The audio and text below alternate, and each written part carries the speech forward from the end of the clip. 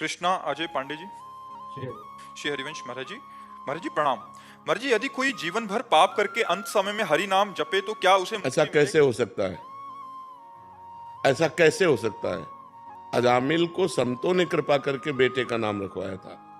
संतों ने कृपा की थी, तो संत कृपा कर दे तो कुछ भी दुर्लभ नहीं है। लेकिन ऐसा कैसे हो सकता है कि जीवन भर पाप करे और अंत में भगवान का नाम ले ले? ऐसा हो ही नहीं सकता, क्योंकि जीवन भर पाप किया है तो अंत में भोगने के लिए भगवान का नाम कैसे आ जाएगा? उसको भोगने के लिए वही पाप कर्म उसके सामने आ जाएंगे। हाँ, किसी महापुरुष की कृपा हो गई तो बात अलग है। जीवन में कभी पिस्तौल नहीं चलाई, बुढ़ापे में पिस्तौल चला लोगे? है? विचार करो, एक प्राकृतिक यंत्र है, तुम जीवन में उसके चलाने का अभ्यास नहीं किया तो उसको आप नहीं चला सकते। ऐसे ही आपने हरिनाम चलाने का अभ्यास नहीं किया, वो चिदानंद है, तो अंतिम समय में कैसे याद आ जाएगा भगवान का नाम? या तो किसी महापुरुष की कृपा हो जाए और या किसी परिवार का नाम ऐसा हो उसका नाम याद आ जाए। जैसे अजामिल का काम बन गया, उनके बेटे का नाम नारायण था, तो पुकारा नारायण, तो बात बन गई अंतिम समय। तो ऐसे गांव घर में अपने परिवार के नाम भी भागवतिक रखने चाहिए, जिससे बुलाने से हमारी वाणी पवित्र हो। अब आजकल ऐसे नाम रखे जाते जिनका कोई अर्थ नहीं। नाम रखने चाहिए भागवतिक, जिससे हम पुकारे हमारी वाणी पवित्र हो, हमारा घर पवित्र हो। तो इस तरह से दो भाव बनते हैं, या तो किसी संत महापुरुष की कृपा हो जाए और या कोई पारिवारिक ऐसा नाम हो जिससे आसक्ति हो, अंतिम समय में उसे पुकार लें तो हमारी बात बन जाए। अब अगला प्रश्न कीजिए जी। तो परीक्षा से पहले बहुत भय लगता है कि परीक्षा में कैसे दे पाऊंगा परीक्षा, या फिर उसका परिणाम कैसा होगा। उसे भय नहीं लगना चाहिए, क्योंकि बहुत छोटा चैप्टर होता है। तुम लोगों के ग्रंथ कितने होते हैं? हम लोगों के ग्रंथ दिखाएं, इतने इतने मोटे ग्रंथ है, 6-6 खंड, 8-8 खंड। हम जिस विषय में लगे उस विषय में लगे, हम डरे क्यों? तुम्हारी जगह अगर हम हो ना, तुम्हारा चैप्टर हो तो हम कंठस्थ कर लें, पूरा पूरा कंठस्थ कर लें। ये क्षमता जानते हो किससे आती है? ब्रह्मचर्य से। ये जो भय आ रहा है, ये जो घबराहट आ रही, व्यर्थ में क्यों आ रही? हमारा चैप्टर है, हमें 1 वर्ष दिया गया उस चैप्टर को तैयार करने के लिए, फिर हम डरे क्यों? इसका मतलब हमने अपने कार्य में प्रमाद किया, अपनी पढ़ाई को सही ढंग से नहीं पढ़ा, तब हमें डर लगता है। और आजकल हम सबसे ज्यादा नए बच्चों से प्रार्थना करते हैं, ये छोड़ दो गर्लफ्रेंड बॉयफ्रेंड, ये तुम्हारा नाश कर देगा, तुम्हें न गृहस्थी लायक रहेगा और न हमारे भारत की उन्नति करने के लायक रह जाओगे, किसी प्रकार भारतीय सेवा के लायक नहीं रह जाओगे। बहुत गंदी आदत ये बच्चे और बच्चियों में फंसती जा रही है। हमारी बात मान लो, जब तक ब्याह न हो तब तक ब्रह्मचारी रहना, और घबराने की कोई जरूरत नहीं है। हम डरें क्यों? जब हमने पढ़ाई पढ़ी है उसी के अंतर्गत प्रश्न आता है। खास बात यह होती है कि क्लास के चैप्टर के अंतर्गत प्रश्न आता है। यदि बाहर का आए तो हमें डर लगे, ये पता नहीं कहां से प्रश्न कर दे, लेकिन हमारे चैप्टर के अंतर्गत ही करते हैं। क्यों? अब तक तो हमने यही देखा है कि अगर 9th क्लास है, 10th क्लास है, या 11 है, या 12 है, तो उसमें उसी क्लास के अंतर्गत के प्रश्न होंगे, ना कि बाहर के होंगे। तो हमें डरना क्यों है? हमें डट के पढ़ाई करनी चाहिए और उत्तर देना चाहिए और आगे बढ़ना चाहिए। हमें डर नहीं।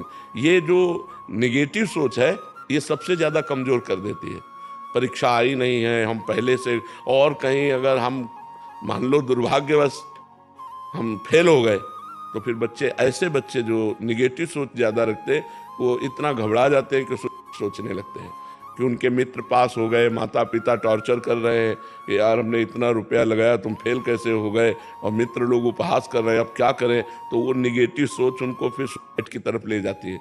इसलिए बिल्कुल नहीं, नकारात्मक सोच। अगर मैं फेल भी हो गया तो अगले वर्ष तैयारी करूंगा और अच्छे से तैयारी करके पास हो जाऊंगा, ऐसा भाव रखना चाहिए। ठीक है महाराज जी, इसमें एक संशय था। महाराज जी, सबके आपके ही प्रवचन से सुना है कि सबकी बुद्धि का विकास भी अलग अलग धारा का होता है। तो महाराज जी, अगर बुद्धि ऐसे लघु है कि वो इतना विकासित, ब्रह्मचर्य, ब्रह्मचर्य एक वो पावर है कि बुद्धि को एकदम प्रकाशित कर देगा। ब्रह्मचर्य, ब्रह्मचर्य, ब्रह्मचर्य के बिना ऐसा पशुता नहीं जाती है। ब्रह्मचर्य में दिव्यता, दैवी शक्ति जागृत होती है। और ये बच्चे, नए बच्चे ब्रह्मचर्य को कोई महत्व नहीं दे रहे। कोई हस्तमैथुन कर रहा है, कोई व्यभिचार कर रहा है, कोई कुछ कर रहा है, सब गंदी गंदी बातें बढ़ती चली जाती हैं। पहले स्त्री का मतलब आकर्षण, पुरुष का आकर्षण, ये सब नहीं था। अब जो है ये भी हो गया है कि बच्चे बच्चे में आकर्षण हो गया, स्त्री स्त्री में आकर्षण हो गया। अब कैसे समस्या का समाधान हो? पहले तो था कि चलो स्त्री संयोग ब्याह हुआ, फिर ये हमने तो कभी नहीं सुना कि स्त्री स्त्री का आकर्षण, पुरुष पुरुष का आकर्षण। अब ये कलयुग की एक नई रीति चल गई है, पुरुष पुरुष का आकर्षण, स्त्री स्त्री का आकर्षण, उससे सब भ्रष्ट होते चले जा रहे हैं। और ये नहीं समझ रहे कि जीवन की शक्ति है, जीवनी शक्ति है ब्रह्मचर्य, वीर जीवनी शक्ति है। इसको जितना रोकोगे उतने आप तेजस्वी बनोगे, उतने आप बुद्धिमान बनोगे, उतने आप अध्यात्म बलवान बनोगे। कोई समझ ही नहीं रहा इस बात को। अरे ब्रह्मचर्य से रहो। जब ब्याह हो जाए तो महीने में एक बार केवल स्त्री संभोग के लिए शास्त्र आदेश करता है, वो भी मासिक धर्म के एक सप्ताह बाद। जब पवित्र हो जाए स्त्री तो एक बार संभोग के लिए, गृहस्थ के लिए शास्त्र आदेश करता है, महीने में एक बार। यहाँ क्या हालत क्या है बच्चों की। एक जहाँ तुम बैठे, यहाँ एक 12 वर्ष का बालक था, वो कह रहा था मैं हस्त तुमसे परेशान हूँ, मेरे गर्लफ्रेंड है। अब बताओ क्या हमारी समाज की हालत होगी जब 12 वर्ष का बालक वो गर्लफ्रेंड रखने लगा, 12 वर्ष का बालक हस्तमैथुन करता है, वो क्या समाज में हमारी उन्नति प्राप्त करेगा। तो इसलिए नौजवानों से सबसे प्रार्थना है कि बुद्धि के विकास के लिए और जीवन को सुखमय काटने के लिए ब्रह्मचर्य को धारण करें।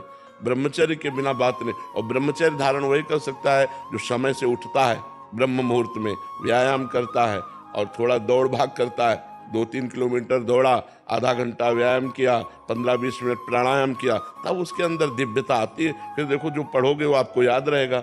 जो बच्चे ब्रह्मचर्यहीन होते हैं उनकी स्मृति शक्ति नष्ट हो जाती है। स्मृति नष्ट हो गई तो यही फिर घबराहट पैदा होती, पता नहीं क्या प्रश्न आवे, उत्तर दे पाऊं न दे पाऊं। नकल की जरूरत है, अकल की जरूरत है। अकल खो दिया ब्रह्मचर्य से। अब नए नए बच्चे विद्यार्थी हैं, नशा करते हैं। अरे विद्यार्थी जीवन एक तपस्वी जीवन होता है।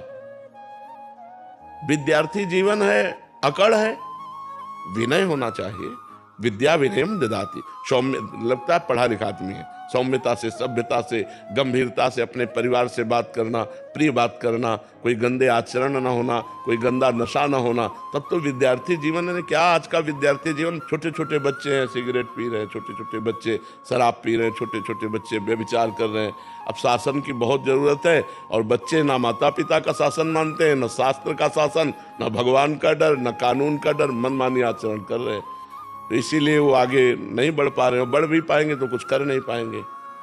घूस दे करके अगर कोई अधिकारी या बने, पैसा दे के, तो घूस लेकर के अपना पेट पोषण करेंगे, अपना बैंक बैलेंस करेंगे। वो हमारे समाज का हित तो कर नहीं समझ सकते। समाज का हित वही कर सकता है जो जितेंद्रिय है, जो धर्मनिष्ठ है। वही अध्यात्म पावर वाला समाज का हित कर सकता है बच्चा।